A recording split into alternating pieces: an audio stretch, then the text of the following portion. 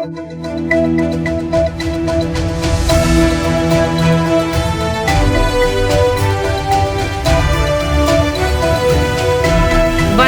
சக்தி சேனலின் புதுவையின் இன்றைய நிகழ்வுகள். புதுச்சேரி காமராஜர் மணிமண்டப வளாகத்தில் 7 நாட்கள் நடைபெறும் குழந்தைகள் புத்தகம் மற்றும் விளையாட்டுப் பொருட்கள் கண்காட்சியை முதலமைச்சர் ரங்கசாமி தொடங்கி வைத்தார். புதுச்சேரி அரசு கலை பண்பாட்டுத் துறையின் சார்பில் படிக்கும் ஆர்வத்தை குழந்தைகளிடம் கொண்டு செல்லும் வகையில் காமராஜர் மணிமண்டப வளாகத்தில் குழந்தைகள் புத்தகம் மற்றும் விளையாட்டுப் பொருட்கள் கண்காட்சியின் தொடக்க விழா இன்று நடைபெற்றது. 7 நாட்கள் நடைபெறும் இக்கண்காட்சியினை முதலமைச்சர் ரங்கசாமி திறந்து வைத்து சிறப்புரையாற்றினார். இந்த நிகழ்ச்சியில் சட்டப்பேரவைத் தலைவர் செல்வம், அமைச்சர் திருமுருகன், முதலமைச்சரின் நாடாளுமன்ற செயலர் ஜான்குமார் எம்எல்ஏ மற்றும் அரசு செயலர் நெடுஞ்செழியன், இயக்குநர் களியபெருமாள் பங்கேற்று சிறப்பித்தனர். இக்கண்காட்சியில் 60 அரங்குகளில் புத்தகங்கள் மற்றும் விளையாட்டுப் பொருட்கள் காட்சிக்கு வைக்கப்பட்டுள்ளன. இதில் குழந்தைகளுக்கான புத்தகங்கள், விளையாட்டுப் பொருட்கள் மற்றும் இதர புத்தகங்களும் பார்வையாளர்களை கவரும் வகையிலும் பயன்படும் வகையிலும் காட்சிப்படுத்தப்பட்டுள்ளன. புதுச்சேரி மற்றும் தமிழகத்தின் பல மாவட்டங்களில் இருந்து பதிப்பாளர்கள் புத்தகங்களை காட்சிப்படுத்தி உள்ளனர். தினமும் மாலையில் 300 உள்ளூர் கலைஞர்களை கொண்டு கலை நிகழ்ச்சிகள் நடைபெறும். மேலும் இக்கண்காட்சியில் குழந்தைகள் மற்றும் பெற்றோர்களை கவரும் வண்ணம் உணவு அரங்குகளும் அமைக்கப்பட்டுள்ளது என்பது குறிப்பிடத்தக்கது.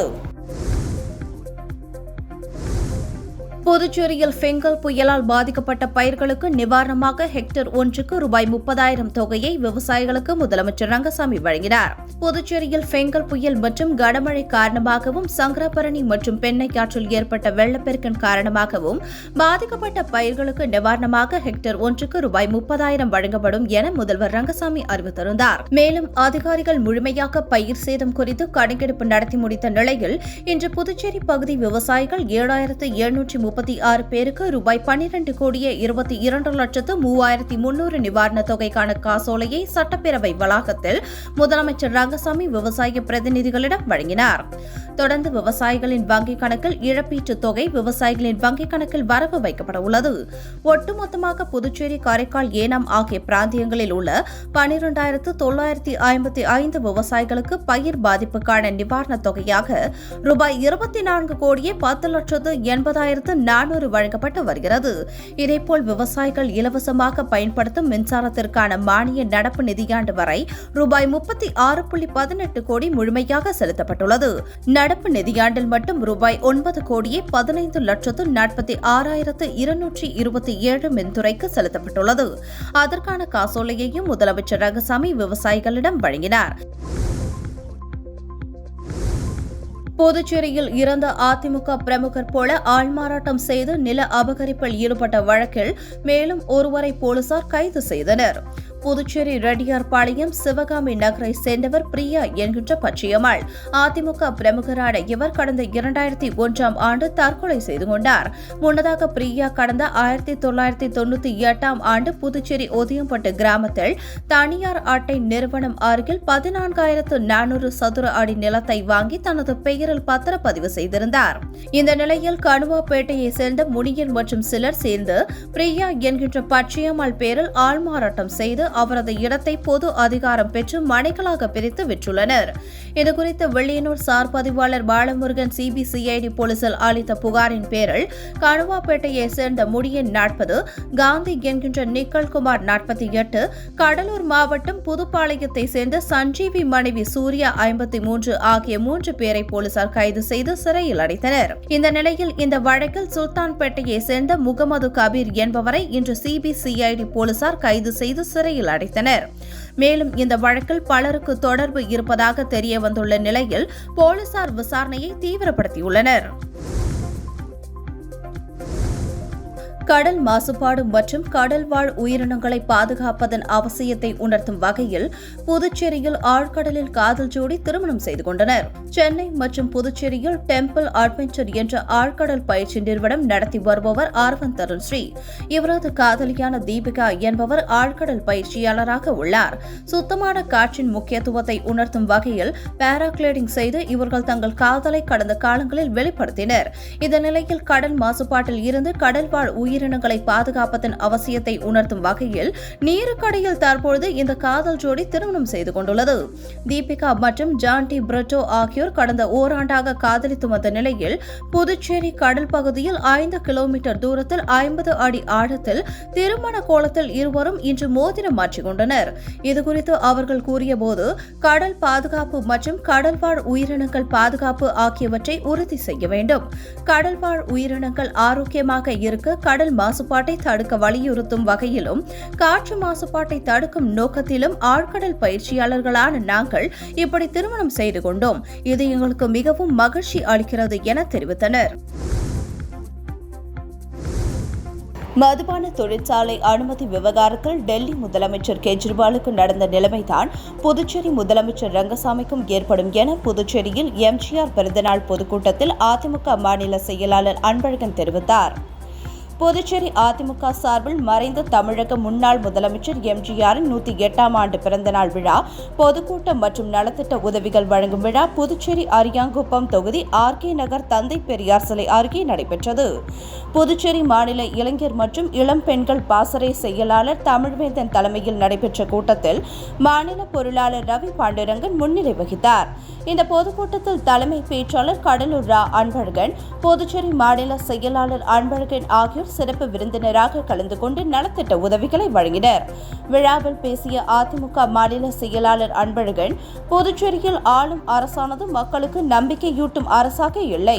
எதிர்க்கட்சி அந்தஸ்தில் உள்ள திமுக புதுச்சேரி பாஜகவுடன் நேரடி உறவு வைத்துள்ளது. பாஜகவை சேர்ந்த சட்டப்பேரவை தலைவர் பஞ்சாயத்து தலைவராக மாறியுள்ளார். புதுச்சேரியில் நடைபெறும் சூதாட்டங்கள் உள்ளிட்ட பல்வேறு சட்டவிரோத செயல்களின் மீது நடவடிக்கை எடுக்கும் காவல்துறையை மிரட்டி குற்றவாளிகளுக்கு துணை போகிறார். சபாநாயகர் உதவியுடன் உள்துறை அமைச்சர் பதவியையும் சட்டப்பேரவை தலைவர் செல்வம் வைத்துள்ளார். புதுச்சேரி மாநிலத்தை பொறுத்தமட்டில் எதிர்க்கட்சியே இல்லாத ஒரு நிலையை முதலமைச்சர் ரங்கசாமி உருவாக்கியுள்ளார். மதுபான தொழிற்சாலையில் முறைகேடு நடந்துள்ளதாக கூறப்படும் நிலையில் டெல்லி முதலமைச்சர் கெஜ்ரிவாலுக்கு எந்த நிலைமை ஏற்பட்டதோ அதே நிலைமைதான் புதுச்சேரி முதலமைச்சர் ரங்கசாமிக்கும் ஏற்படும் என எச்சரிக்கை விடுத்தார். புதுச்சேரி நகரில் இருசக்கர வாகன ஓட்டிகளுக்கு தலைக்கவசம் அணிவது கட்டாயம் என்ற விதியை தளர்த்த வேண்டும் என்று இந்திய கம்யூனிஸ்ட் மாநில செயலர் சலீம் கோரிக்கை விடுத்துள்ளார். இது தொடர்பாக அவர் வெளியிட்டுள்ள அறிக்கையில், புதுவை மாநிலத்தில் இருசக்கர வாகன ஓட்டுநர்கள் தலைக்கவசம் அணிவது கட்டாயம் என காவல்துறை அறிவுறுத்தி இருப்பதுடன் தலைக்கவசம் அணியாதவர்களிடம் அபராதமும் வசூலிக்கப்படுகிறது. இருசக்கர வாகனம் ஓட்டும்போது தலைக்கவசம் அணிவது அவசியம் என்பதில் மாற்று கருத்தில்லை. புதுச்சேரி நகரில் போக்குவரத்து நெரிசல் அதிகரித்துள்ள நிலையில் வாகனங்கள் ஊர்ந்து செல்லும் நிலையே உள்ளது. இருசக்கர வாகனங்களில் மணிக்கு சுமார் 20 கிலோமீட்டர் செல்லும் நிலையில் அவற்றை முதியோர்களே பெரும்பாலும் பயன்படுத்தி வருகின்றனர். எனவே புதுச்சேரி நகரில் தலைக்கவச விதிகளை தளர்த்த வேண்டும்.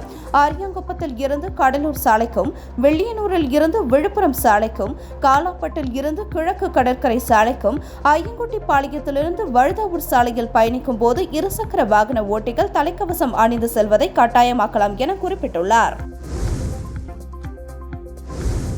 புதுச்சேரியில் இலவச அரிசி வழங்கும் திட்டத்தின் கீழ் 2 மாதங்களுக்கு அரிசிக்கு பதிலாக அவரவர் வங்கிக் கணக்கில் பணம் செலுத்தப்பட்டுள்ளது என குடிமைப்பொருள் வழங்கல் துறை தெரிவித்துள்ளது.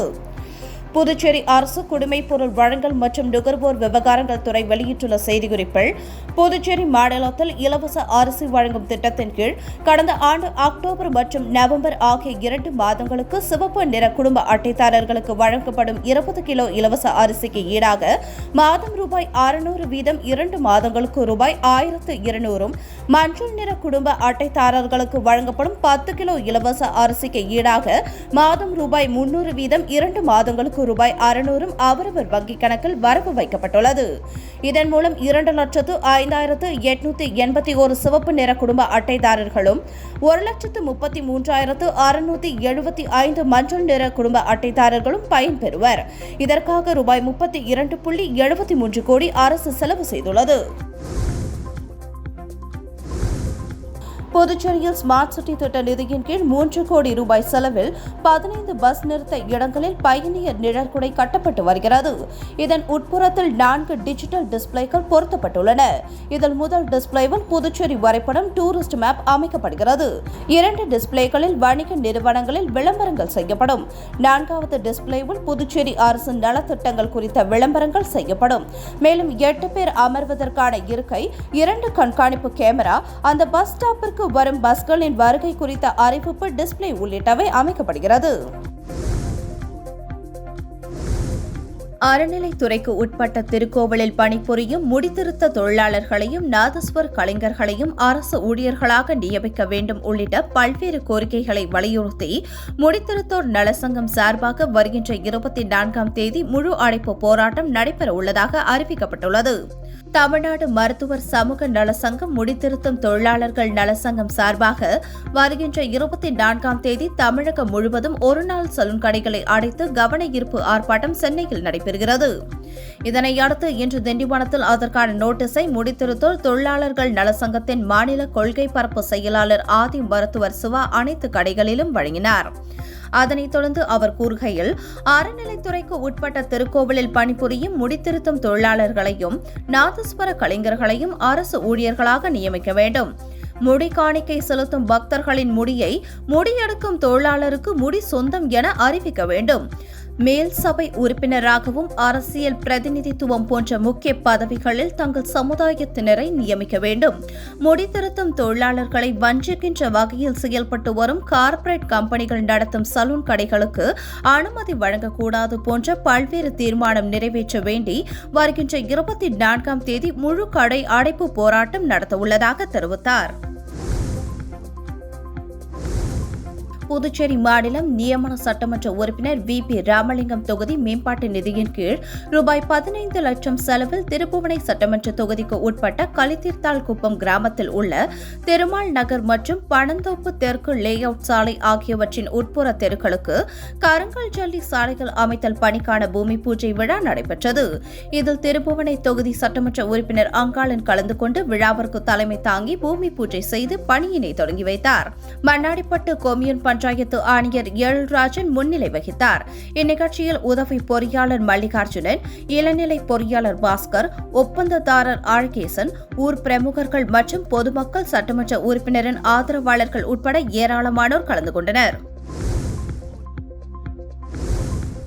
புதுச்சேரி அரசு மாவட்ட தொழில் மையத்தின் சார்பில் பிரதமரின் விஸ்வகர்மா திட்டத்தின் கீழ் கைவினை கலைஞர்களுக்கு 1 லட்சம் முதல் 3 லட்சம் வரை கடன் பெற பிரதமரின் விஸ்வகர்மா திட்டத்தில் பயன்பெற விழிப்புணர்வு மற்றும் பதிவு செய்யும் முகாம் இன்று காலை 10 மணி முதல் மாலை 4 மணி வரை வெள்ளியனூர் சுந்தரலட்சுமி திருமண மண்டபத்தில் நடைபெற்றது. இந்நிகழ்ச்சியில் மாவட்ட பொது மேலாளர் கோவிந்தராஜன், மாவட்ட தொழில் மையம் இயக்க மேலாளர் ஜெயராமன் ஆகியோர் முன்னிலையில் பதிவு செய்யும் முகாம் வெகு சிறப்பாக நடைபெற்றது. இந்நிகழ்ச்சியில் அனைத்து கைவினை கலைஞர்களும் கலந்து கொண்டு பயனடைந்தனர். இம்முகாமிற்கான ஏற்பாட்டினை மூத்த கைவினை கலைஞர் தேசிய விருதாளர் வில்லியனூர் சேகர் மற்றும் டெரகோட்டா சிற்ப கலைஞர் தேசிய விருதாளர் வில்லியனூர் வெங்கடேசன் ஆகியோர் சிறப்பாக செய்திருந்தனர். இத்துடன் சக்தி சேனலின் புதுவையின் இன்றைய நிகழ்வுகள் முடிவடைகின்றன. வணக்கம். உங்கள் சக்தி சேனலின் புதுவையின் அன்றாட நிகழ்வுகளை உடனுக்குடன் தெரிந்து கொள்ள சக்தி சேனல் புதுச்சேரி யூடியூப் சேனலை சப்ஸ்கிரைப் செய்து கொள்ளுங்கள். மறக்காமல் பெல் பட்டனையும் கிளிக் பண்ணுங்க, ஷேர் பண்ணுங்க, லைக் பண்ணுங்க. உங்கள் சக்தி சேனல்.